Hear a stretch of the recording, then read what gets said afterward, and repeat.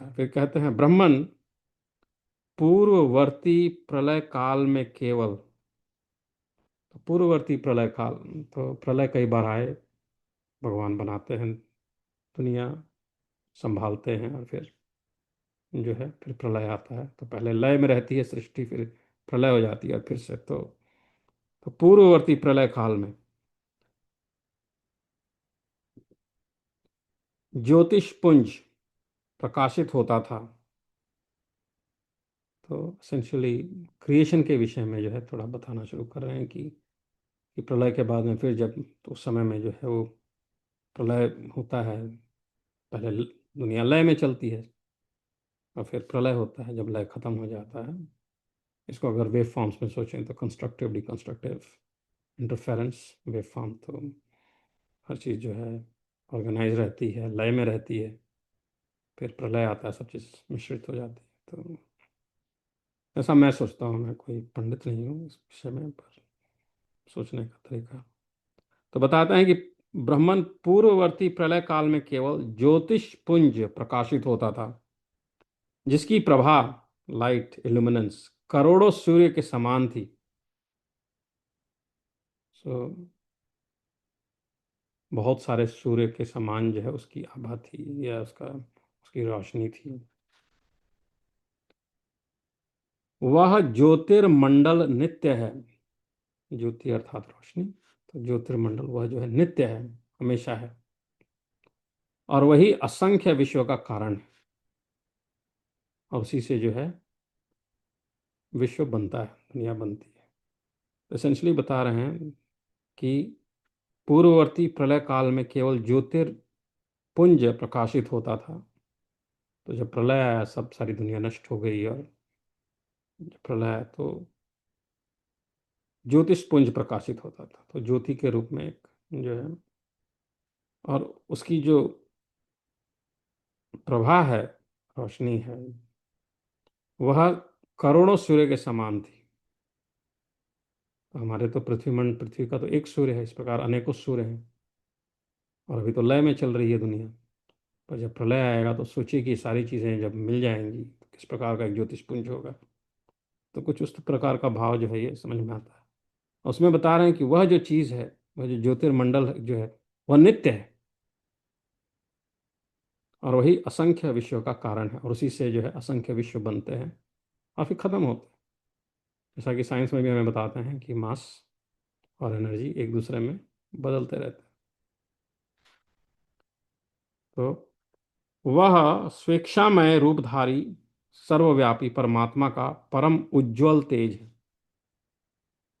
वह स्वेच्छामय, अपनी इच्छा से, स्व इच्छा स्वेच्छा, अपनी इच्छा से रूपधारी, अपनी इच्छा से जो रूपधारी करें, वो सर्वव्यापी, जो सर्वव्याप्त है, हर जगह है, हर चीज में, हर परमात्मा। तो वह स्वेच्छामय रूपधारी सर्वव्यापी परमात्मा का परम उज्ज्वल तेज है। सबसे जो उज्ज्वल जो तेज है वह है। तो प्रलय के बाद जो ज्योतिषपुंज प्रकाशित होता था, इसकी प्रभा करोड़ों सूर्यों के समान है, वह ज्योतिर्मंडल, वह जो ज्योतिपुंज है या ज्योतिर्मंडल है, वह नित्य है, हमेशा रहता है, असंख्य विश्व का कारण है, उसी से विश्व बनता है, इसलिए वो उसका कारण हुआ। और वह स्वेच्छामय रूपधारी सर्वव्यापी परमात्मा का परम उज्ज्वल तेज है। उस तेज के भीतर मनोहर रूप में तीनों ही लोक विद्यमान है, और उसमें फिर जो है ये दुनिया जो है, इसमें जो है हम बोलते हैं कि तीन लोक हैं। विप्रवर तीनों लोगों के ऊपर, तो जो तीन लोक हैं उनके ऊपर में गोलोक धाम है, जो परमेश्वर के समान ही नित्य है। तो जो गोलोक धाम है वो नित्य है, वो कभी खत्म नहीं होता, हमेशा रहता है। तो वही धाम है, जगह है जहाँ पे परमेश्वर रहते हैं।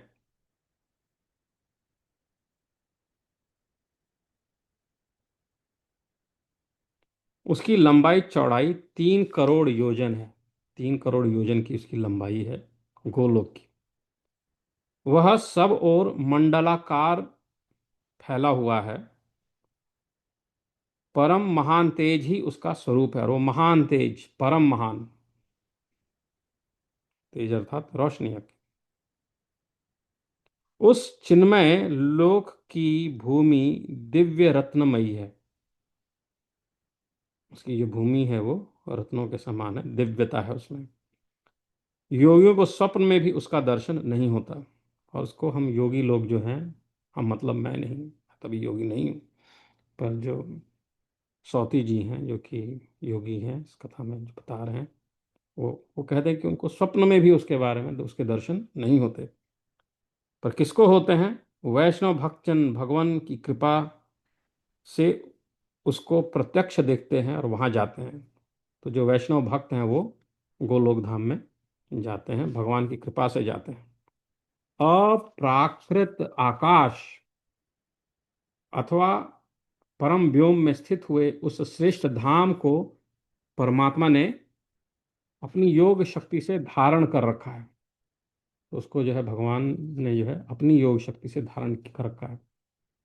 वहां आदि व्याधि जरा मृत्यु तथा शोक और भय का प्रवेश नहीं है। तो वहां पे सारे दुख वगैरह नहीं होते हैं। ना आदि है, ना व्याधि है, ना जरा है, ना मृत्यु है, ना शोक है, ना भय है। उच्च कोटि के दिव्य रत्नों द्वारा रचित असंख्य भवन सब ओर से उस लोक की शोभा बढ़ाते हैं। प्रलय काल में वहां केवल श्री कृष्ण रहते हैं। भगवान श्री कृष्ण जो है गोलोक में रहते हैं।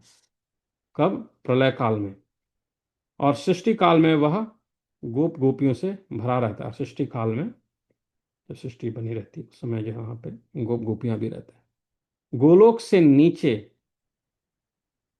गोलोक हुआ, उसके नीचे 50 करोड़ योजन दूर दक्षिण भाग में वैकुंठ, और वाम भाग में, तो दक्षिण साउथ, और वाम मतलब लेफ्ट, बोलते हैं वामपंथी विचारधारा, लेफ्ट, लेफ्टिस्ट विचारधारा, तो वाम अर्थात लेफ्ट।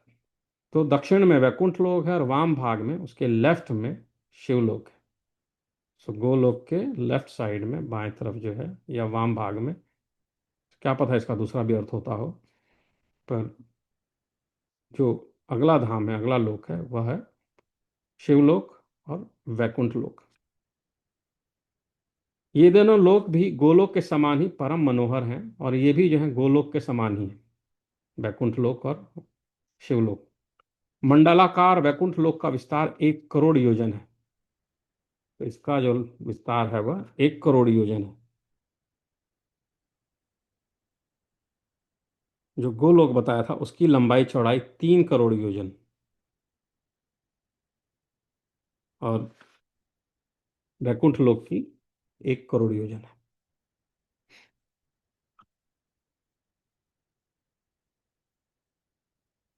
और वहां वैकुंठ लोक में भगवती लक्ष्मी और भगवान नारायण सदा विराजमान रहते हैं। वहां पे भगवान नारायण हमेशा रहते हैं।